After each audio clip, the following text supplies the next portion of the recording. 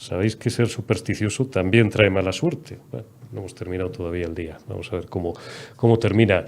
Don Álvaro Climent, muy buenas noches. ¿Cómo estamos, amigo? Buenas noches, Eurico.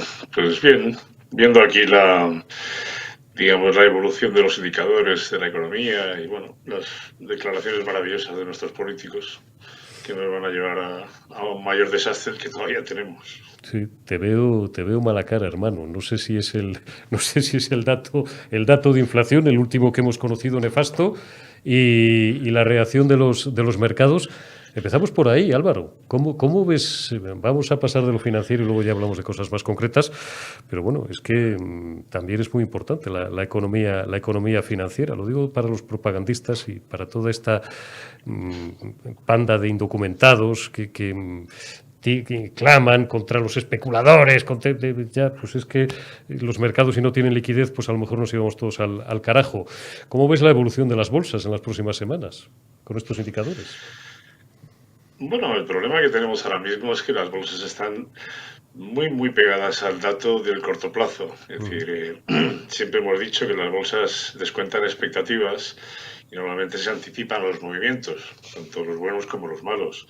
El problema ahora mismo es que las expectativas somos incapaces ninguno de saber cuáles van a ser. Es decir, nos enfrentamos a unas subidas de tipos probablemente otra vez históricas en las subastas de este mes del Banco Central Europeo y probablemente también de la FED, de la Reserva Federal, lo cual va a tensionar todavía más los mercados de bonos y evidentemente los mercados de renta variable.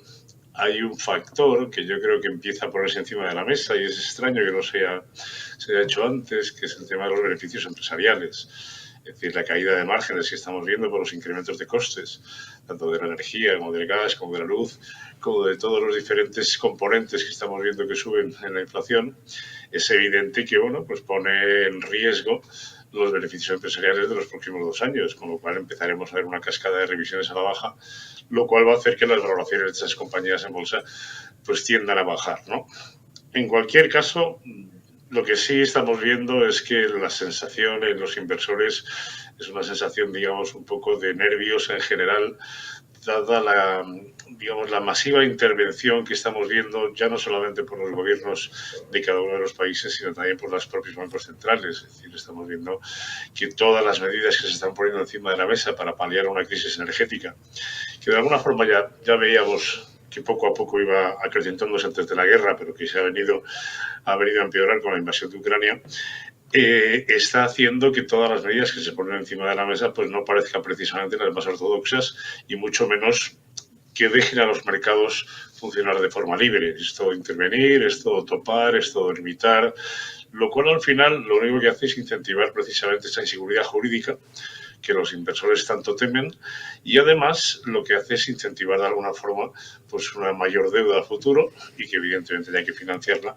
otra vez con los balances de los bancos centrales y de los propios gobiernos. Ya estamos en unos niveles de deuda muy importantes después de todo el proceso del COVID y no se ha visto que se haya intenciones de reducir precisamente ese volumen de deuda, más bien todo lo contrario, lo que estamos viendo hoy con la crisis energética, esa tendencia a tirar de la deuda y mayores déficits estructurales en los países va a más, con lo cual las bolsas están nerviosas, los mercados de bonos están nerviosos. Recordemos que siempre hablamos de las bolsas, pero la caída de los bonos este año, tanto los soberanos como los corporativos y los high yield, ha sido de más de un 20%. Es decir, que aquel partícipe conservador que lejos de irse al riesgo con la renta variable apostó por los bonos, pues tiene una bofetada en sus fondos francamente importante. ¿Me quiere usted decir, don Álvaro, que el inversor está perdiendo la confianza en los bonos, es decir, en los estados?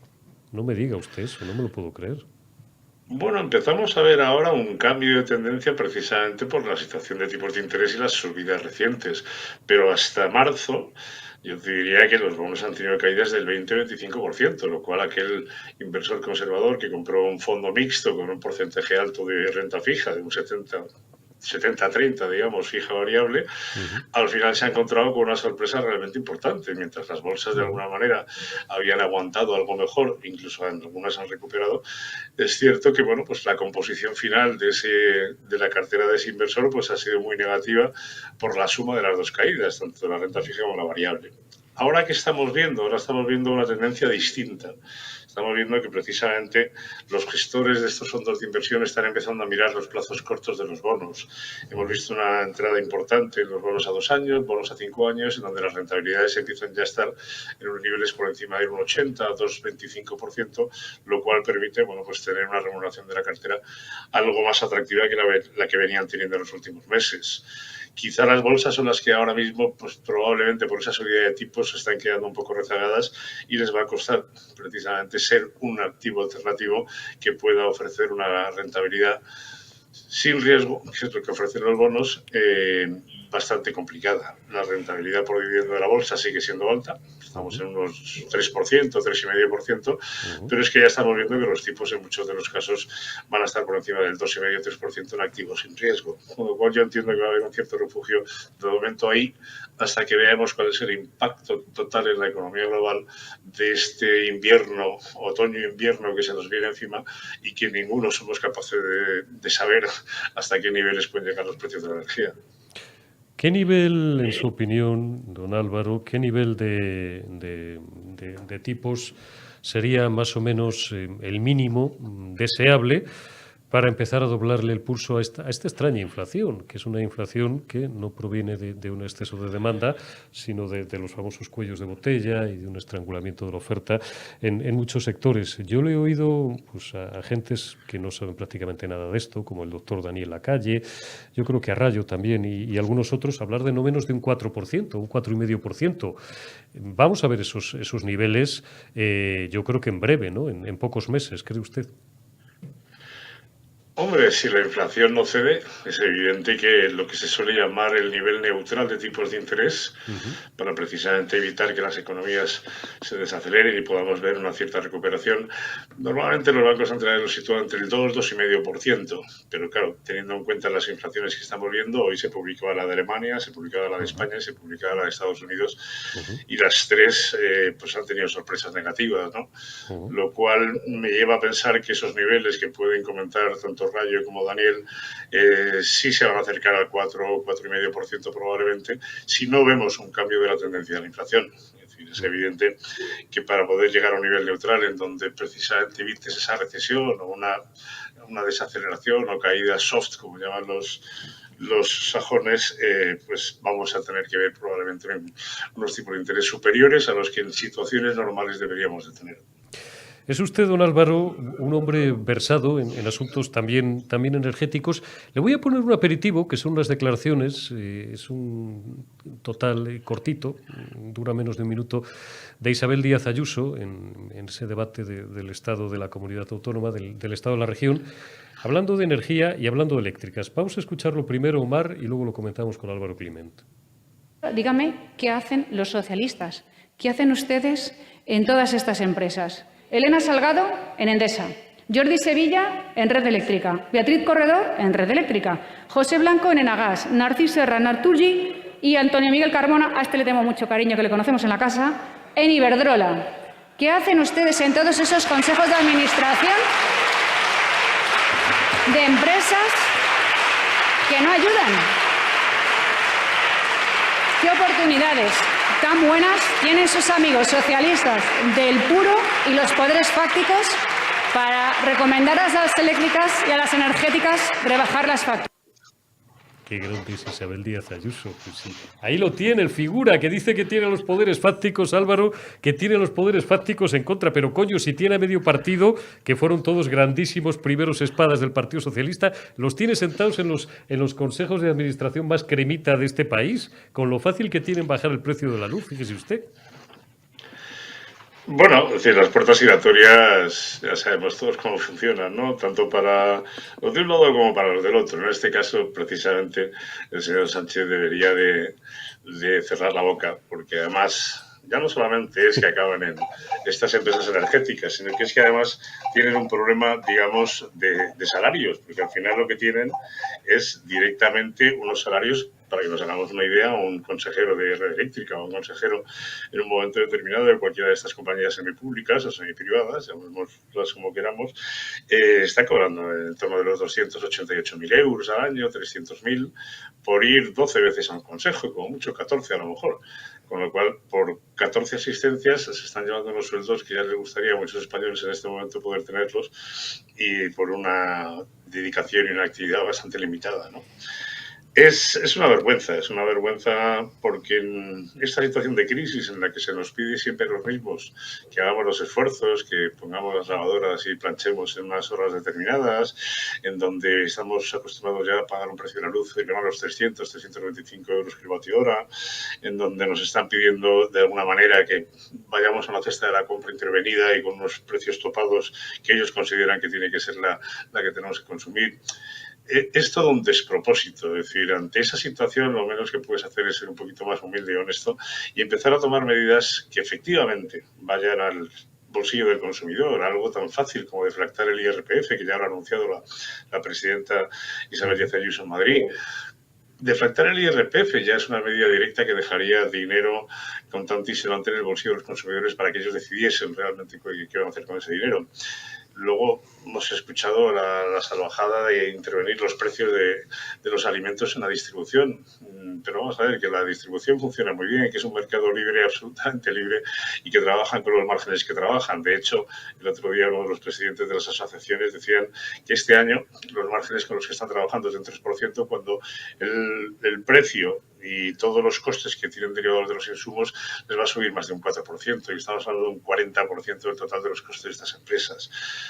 Tienen que sacar sus manos directamente los políticos de la economía. La economía ya se ha inventado hace muchos años, funciona perfectamente sin ningún tipo de intervención, y ya estamos viendo que cada vez que meten la mano lo vemos en la factura eléctrica. Es decir, de los últimos años hemos ido heredando un montón de decisiones políticas que se han ido tomando, que han ido desvirtuando precisamente esa factura. Hoy en día un 70% de la factura que pagamos los españoles no tiene nada que ver con el coste de producción. Está más vinculada a impuestos, está vinculada a tasas, a cargas, a decisiones políticas que han ido incrementando precisamente esa factura, que no tiene nada que ver con la realidad de lo que cuesta producir la energía. Y lo mismo han hecho con los alquileres, y ya lo hemos visto, escasez de oferta en el alquiler, suben los precios. Al final es una pescadilla que se muerde la cola ya sola, y que lo que genera es escasez, inseguridad jurídica, y provoca más inflación por incremento de precios. Es que es absurdo. Lejos de modificar su posición y de enmendar, lo que hacen es persistir en el error y en el ridículo, porque pensábamos que ya lo habíamos visto todo con esta estúpida propuesta de topar los precios de los alimentos, con algunas grandes superficies, por cierto, y ya saben ustedes cuál, que perrunamente han entrado a ese trapo, y le hemos oído a otra figura, a Echenique, en las últimas horas, sugerir que también los bancos tienen que topar los tipos de interés a los más humildes. Don Álvaro, ¿qué será lo próximo? Hombre, lo primero que hay que pedirles a estos políticos, a Pablo Echenique, es que terminen el graduado escolar. Eso para empezar, y que se lean un poquito cómo funcionan los mercados y realmente cómo se marcan las variables que estamos hablando para la referencia de una hipoteca, ¿no? Es decir, el BCE no marca el Euribor. El Euribor viene marcado precisamente por la media de todos los préstamos concedidos en Europa por los diferentes bancos, con lo cual lo que se está poniendo ahí encima de la mesa es el precio al que al final unos bancos prestan ese dinero, dan ese crédito, con lo cual decirle ahora a unos bancos de un país determinado que tienen que poner un diferencial máximo al cual las familias vulnerables van a pagar sus hipotecas, pues volvemos a lo mismo. Más inseguridad jurídica, los bancos evidentemente lo van a recurrir, igual que recurrieron los bancos también el impuesto que les quieren poner sobre los famosos beneficios caídos del cielo, igual que las eléctricas. Ya hoy un informe de expertos del Instituto de Estudios Económicos y Jurídicos han dicho claramente que es absolutamente inconstitucional y que de alguna manera, bueno, pues eso irá a los tribunales, tardará lo que tarde, pero tendrán que acabar anulando esos impuestos y devolviéndole el dinero a los bancos y a las eléctricas que han tenido que ponerlo por anticipado. En el caso de las hipotecas va a pasar lo mismo, es decir, que tú empiezas a hacer limitaciones a lo que un banco debe o no de ganar con el dinero que capta de sus depositantes, pues al final generar una escasez precisamente para gente que necesita una hipoteca para poder adquirir una vivienda, y además pues va a subir los precios. Al final vas a meter un coste adicional ante la duda precisamente de si podrá venir una medida adicional o no. Hay que recordar que es que estos podemitas no se acuerdan que en el año del COVID, por las decisiones inconstitucionales del gobierno socialcomunista, se cerró toda la actividad durante 3 meses. Eso provocó unas pérdidas muy importantes en los bancos y un incremento de provisiones bestial, precisamente para cubrir ese parón en la actividad y ese, digamos, impacto que tuvieron en sus cuentas financieras. Pero es que lo mismo ha pasado con muchas otras compañías, que evidentemente, igual que las eléctricas, las pérdidas que tuvieron las eléctricas y las energéticas durante ese periodo de tiempo, en el año de la COVID, fueron tremendas. ¿En algún momento alguien habló de compensar a estas compañías precisamente por esa situación?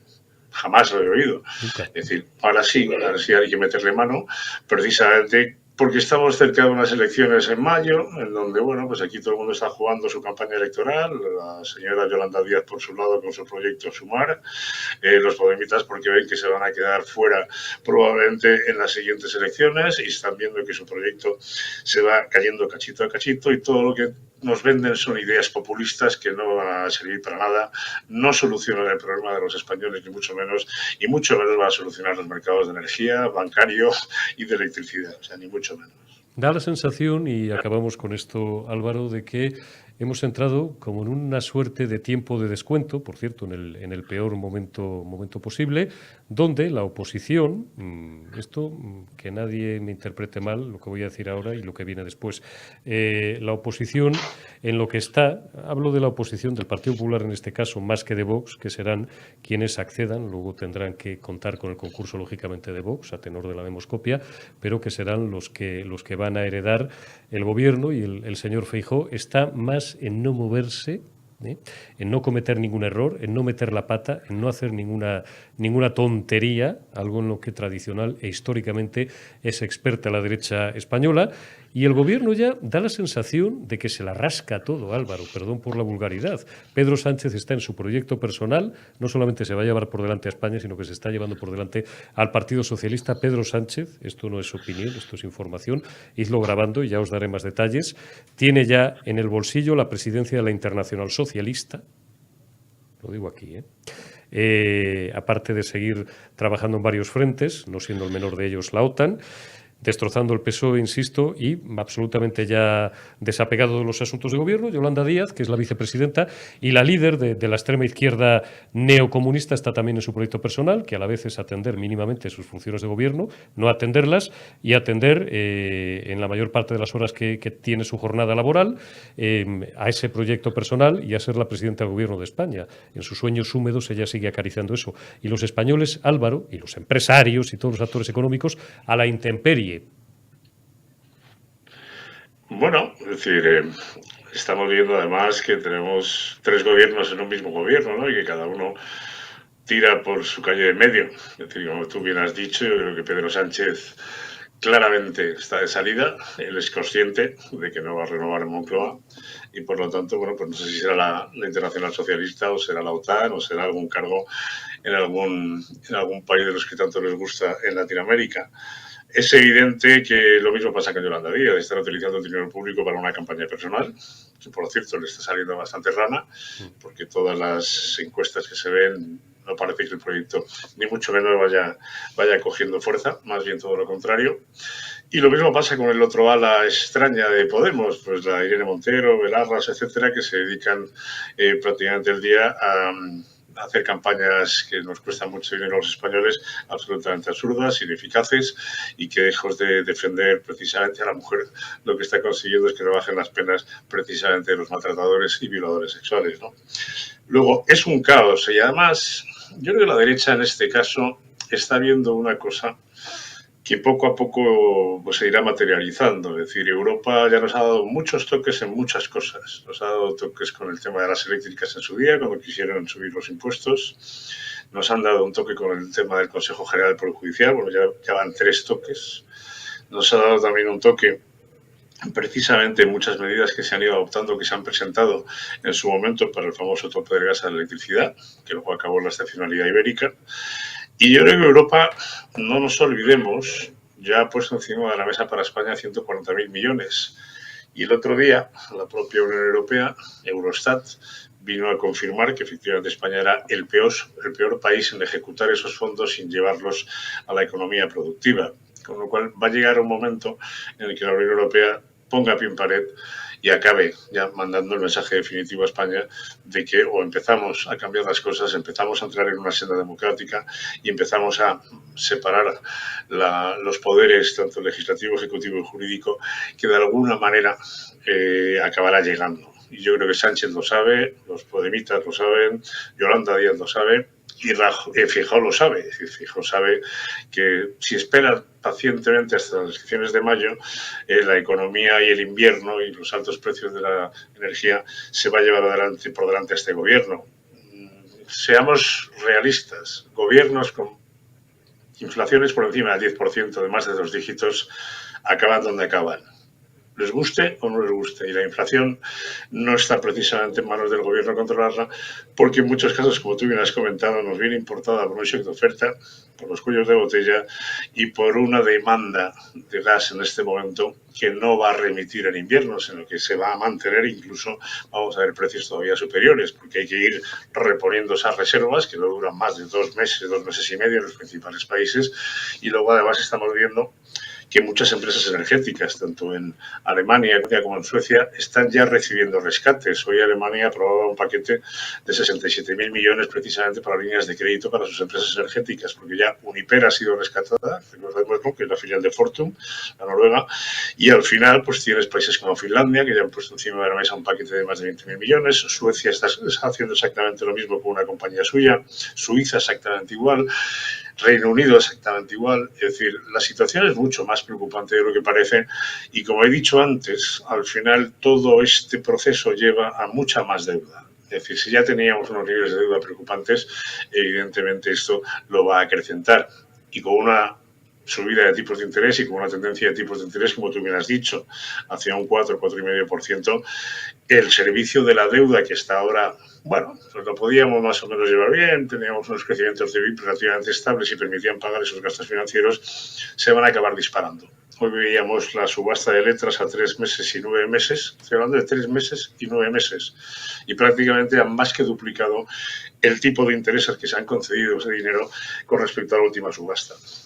Así que el problema es mucho más gordo, no solamente energético, sino también probablemente financiero, y las arcas de los estados van a tener ciertos problemas para poder enfrentarse a esa subida de tipos. Estamos perdidos.